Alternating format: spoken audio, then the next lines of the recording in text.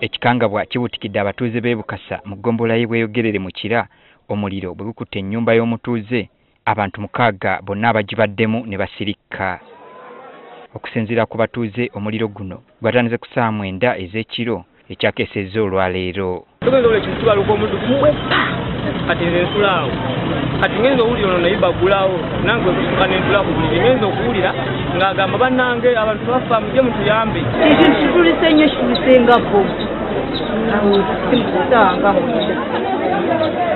ngeno fuluma bwe nga tuwulira ebyo aguddewo kikwe mu kuzannyo kibadde tekirabikangako ku kyalo kyaffe enzigo y'amaanyi nnyo abantu bonna famire yonna egiridde mu nnyumba. Abatuuze bagezezzaako okuguzikiza nga buteerere okutuusa poliisi y'abazinyamooto bwe yatuuse. Gezaako okuzikiza omuliro ogwo nga bwe tugira n'aba fire brigade naye bandi fire brigade egenza okutuuka nga abatuuze bakoze omulimu gw'amaanyi ng'omuliro gukendedde. Kiteeberezebwa nti omuliro guno gwandibanga gwakumiddwa Ssemaka yennyini Fred Ssekabira ow'emyaka 45 abadde omugoba wa bodaboda ku stage y'e Bweyogerere. Fred ono ateeberezza okuba nti nno yakoze ekikolwa kino eky'omuliro kigenderere mu mbeera ey'okuba nti nno ayagala okweggyawo mu bulamu bw'ensi naye eky'omukisa omubi ate n'atwaliramu n'abaana be. Kigambibwa nti ono yeekyaye n'asalawo okutta abantu be okuli n'omukyala Winfred Gonja kw'ossa n'abaana 4 okubadde Gloria Nabulya abadde mu siniya ey'omukaaga, Peace Nakabira, Brianna Nabulya ne Helen Nakamya era nga poliisi weetuukidde nga bonna baafuusedde ebisirinza.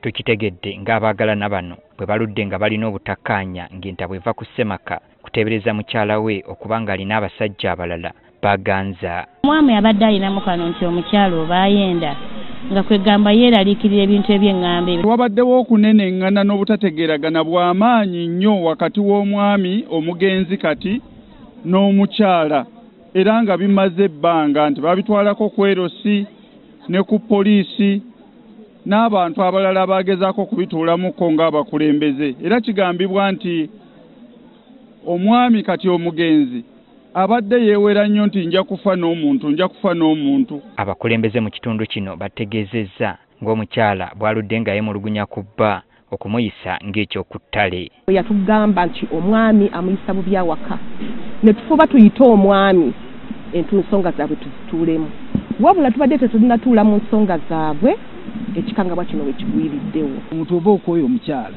omusajja fuluma mu nnyumba genda ofune akazigo omukyala muleke n'abaana yeetetenkalirwako abadde tamuwa tamuwa mmere tasomesa baana ne bw'ogenda ku poliisi ne ku masomero omukyala asitwagolinga kooza ngoye z'abantu n'alabirwa omwana we n'asomesa abaana be ye tabagulina kyabayamba waka.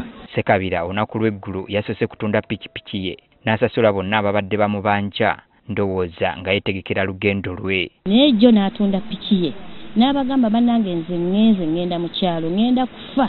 Waliwo okwekengera nti ono yandibanga yakozesezza ekintu ekibwatuka okwokya ennyumba era poliisi etegulula bbomu obwedda ye yeetala nga kw'otadde n'embwa ezikonga olusu. Tugezezzaako okunoonyereza ku biki ebyavuddeko omuliro guno okuba nti no gukwata tetunnazuulayo mbeera eraga nti nno guyinza obba gwakutte masannyalaze oba ekirala naye ng'abanoonyereza we bali okukakasa bino okusinziira ku babadde akola nabo abachairmani n'abalala bazze bagamba nti olunaku olwajja alina ebigambo bye badde ayogera bitakwatagana. Emirambo gyonna 6 gitwaliddwa mu ggwanika e Mulago okwekebejjebwa nga n'okunoonyereza bwe kukyagenda mu maaso.